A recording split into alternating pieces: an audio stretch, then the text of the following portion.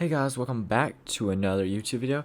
In this YouTube video, we're going to be talking about Xpeng, we're going to be doing the technical analysis, and we're also going to be doing the expected move, just like we did on Neo. A lot of y'all seem to like that, so we're going to do it on Xpeng. Now, before we get into this video, I'd like to remind you that I do have a free Discord server, link in the description below. We're super active, so if you need help during market open, we're here for you. So let's get right into this video. Let's break down Xpeng, and let's talk about the expected move. So once again, if you're new, you're a first time viewer, the expected move, you go to your option chain, whatever brokers you're using, and you go to whatever expiration date you want to see. So we're going to go to January 22nd, which is next Friday.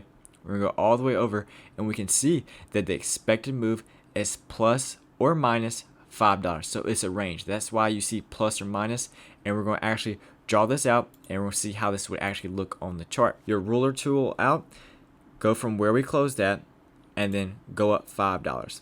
Now, like I said in my Neo video, it doesn't have to be perfect, just around that.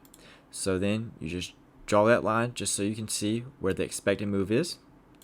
And then you do it on the downside as well, because it is minus 5 as well. So you do minus 5. Once again, doesn't have to be perfect, just so you can see. And then you just draw that line. So for the week upcoming, this is where market makers want it to stay. Market makers want Xpeng to stay in between this range. Now, with that being said, it can stay in the middle, it can go up to the top, it can go up to the bottom, or it can get out of these moves. It's not confined to this. The market makers just want it to stay in between this range. Now, this is something we call the first deviation. So there's a 68% chance that it stays in between this first deviation. Then you have the second deviation. In order to find that, you just add $5 to this move. So you add $5. And then there's a 95% chance that it stays in between this deviation.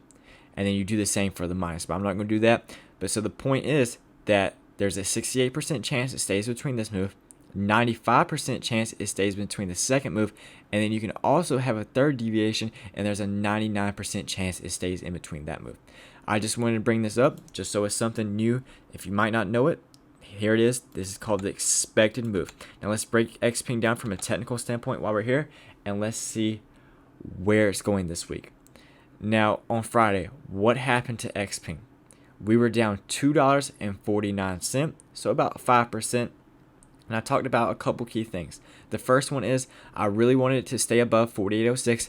Now yes, it's underneath it slightly, so I'm not worried. I'm not worried at all. Now, if it had done something like this where it got underneath it and got rejected and came screaming down, yes, I would say that Xpeng may be heading back down.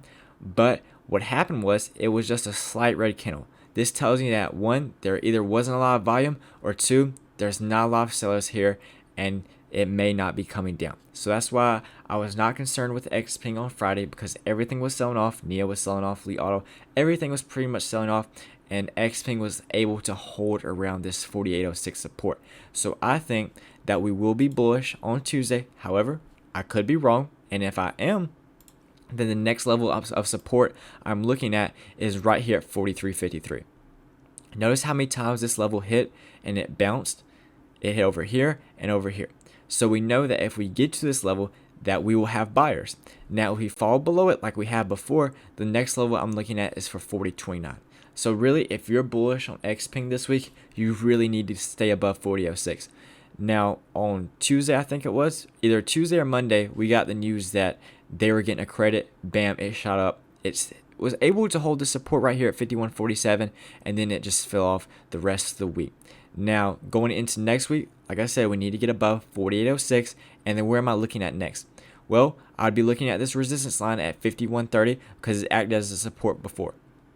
So we know going to the session on Tuesday that we need to get above it and hold above it. Then we can start uptrending back to 56.67. Now, once we get to this support right here, it needs to hold, because look, we held over here, and then what happened? We got rejected and fell down underneath it. So we know going to the session Tuesday, Wednesday, Thursday, Friday, that if we get above that and hold above it, then we can start uptrending to 56.67. Now, what's my overall thought on Xpeng?